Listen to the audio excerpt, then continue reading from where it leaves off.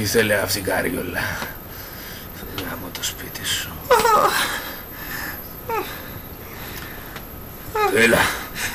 Μπάμπη! Θα σου δώσω αυτό το μεταγιόν που είναι το γούρι μου. Πω από τη μαλακία τώρα, πάω στον πόλεμο να πούμε με τον κοροπή, αφορά τη μαλακία τώρα. Είναι γούρικο μπάμπη, φόρεσέ το. Θέλω να γυρίσεις τα σπάτα, να τα προσέχεις. Να γαμίσου.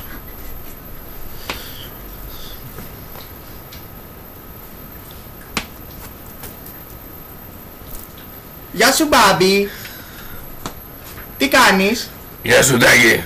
Όλα καλά. Εσύ. Τι λέει. Πώς πάει. Καλά κι εγώ εδώ. Έφερα τα παιδιά από γυμναστήριο. Αυτά είναι. Αυτοί όλοι εδώ είναι, δεν τους βλέπεις. Κοίτα τα. Μάλιστα. Κοίτα κάτι κοιλιακούς που έχουνε. Αυτή είναι, Εσύ. Τι δουλειά κάνεις. Εγώ αφεντικό ηλεκτρολόγο. Εσύ. Τι δουλειά κάνεις. Λάσπη και λάσπη. Εσύ. Τι δουλειά κάνεις. Εγώ είμαι πλακατζή. Μάλιστα. Σπατάνια. Ποια είναι η δουλειά σας.